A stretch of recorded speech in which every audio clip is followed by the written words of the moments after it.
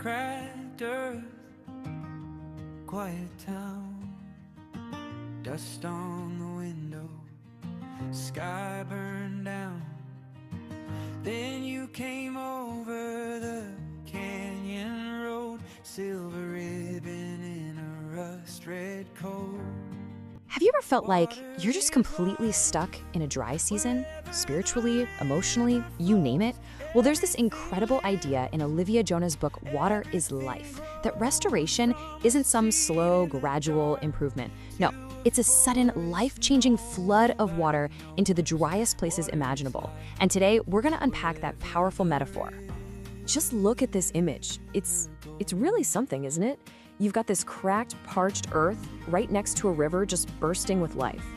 It perfectly captures the question at the heart of the book.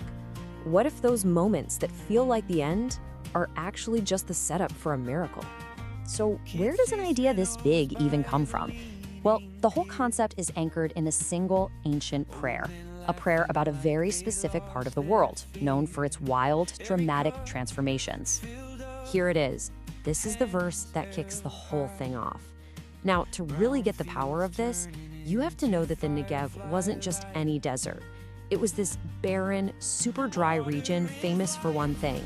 When the rains finally showed up, its dry riverbeds would just erupt into these violent, life-giving flash floods.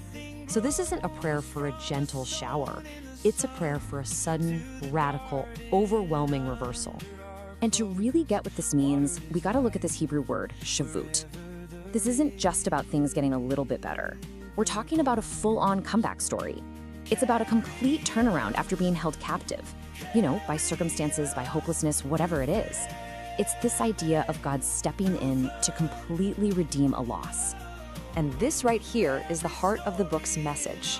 Those personal deserts we all go through, those seasons of hardship, they're just interruptions. They do not define who you are. The book is so clear about this. A desert is a season you pass through, not a destiny you live in. God specializes in transforming these exact kinds of places. So, okay, how does this all build? Where does it come from? Well, the book says that to understand restoration, you have to go all the way back to the beginning.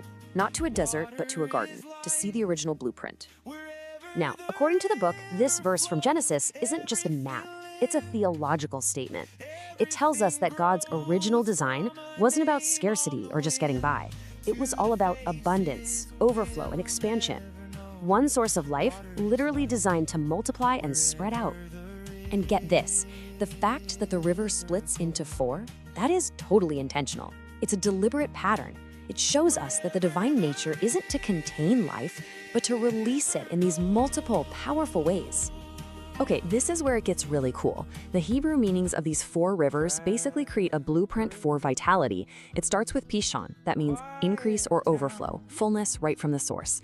That leads to Gihon, which is about bursting forth, moving outward. From there, you get Hidekel, swift, purposeful movement. And the ultimate result of all that flow, Euphrates, which means fruitfulness.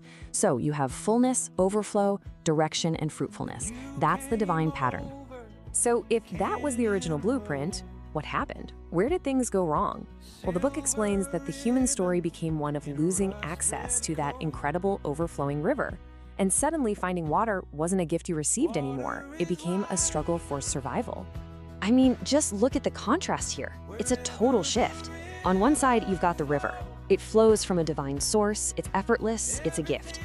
But on the other side, you have wells, dug with human hands, a fight for survival, something you have to defend just to get by. We went from simply receiving abundance to the grueling work of digging for it. So the book frames these figures like Abraham and Isaac as well diggers. And in this metaphor, the wells, well, that's us. That's our effort, our work, our desperate struggle to find life when that divine river just feels completely out of reach. It's our fight to survive. But here is the crucial point. The story doesn't end with us digging in the dirt. No way. The book points to this amazing prophetic vision that promises a return to that original pattern, a return to the river. this is a real game changer in the story. The prophet Ezekiel has this vision, but he's not shown a better shovel or a better way to dig. He's not given better tools. Instead, he is literally led into a river flowing right from God's presence. It's a total shift back from human effort to divine supply. And this slide just lays out that journey of restoration so perfectly. It's not one single event. It's a process of letting go, right? First, you're just ankle deep. You're in, but you still feel like you're in charge. But then you go deeper to your knees, and you start to feel the current pushing against you.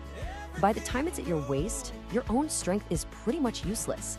And then that final step, water to swim in. You have no footing, zero control. All you can do is surrender to the current. And the promise that comes with this river, it's just wow. It's an absolute guarantee. It doesn't say some things might live or that things will get a little better. No, the promise is that everything will live where this river goes. Life is the inevitable result of its presence.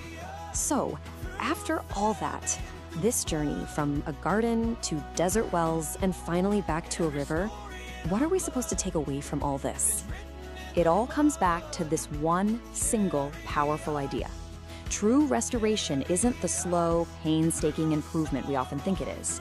It is a divine interruption. It's a sudden rush of life, like those streams in the Negev, that just completely and totally transforms the landscape of our lives. And so, the book leaves us with this invitation, a challenge, really. It's asking us to stop digging and to start stepping into the flow. So the question for you, for me, for all of us is, what would that actually look like? If restoration means stepping into that river and letting the current take over, what might that mean for you right now?